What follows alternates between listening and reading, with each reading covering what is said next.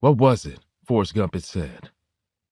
It felt like something jumped up and bit me in the buttocks. Was that it? Mickey Driscoll couldn't remember exactly, but that went through his mind as the first bullet tore into his hip. Funny the things you think about when you're being shot. All he wanted to do was cover the car. He'd taken his black 57 T-Bird out for a spin before tomorrow's big car show at the fairgrounds in Pleasanton. He loved the month of May, when it wasn't the coolest spring nor the unbearable heat of the inland summer. He'd taken the hardtop off the Black Beauty, as he called the car, and cruised her up I-680. The wind whistling through his graying hair as he gunned the engine in the northbound direction toward Concord. He hadn't taken her out for a few months, so he listened carefully for any clicking in the valves. That would mean that the few drops of oil he'd wiped from the garage floor when he pulled her out indicated a larger leak. He'd hoped not. It had been over a year since he'd had the 312 engine rebuilt, and the warranty had just run out. Wasn't that always the way?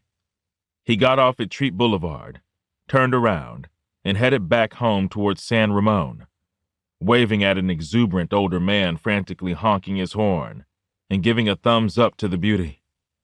Ah, old guys in their cars.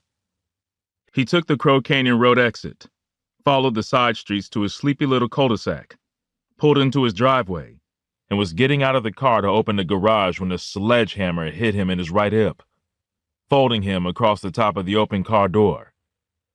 Forrest Gump was full of shit. This was no bite.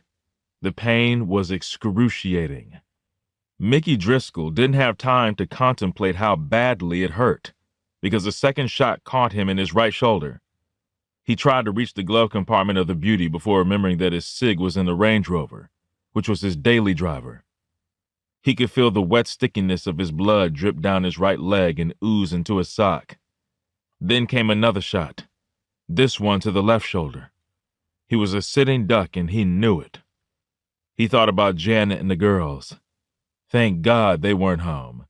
Shannon had basketball practice, and Janet was picking Skylar up from ballet. He felt a fourth bullet into his left leg, obliterating his hamstring. So much for the 10K he'd been training so hard for. The thought almost made him smile. He hated running.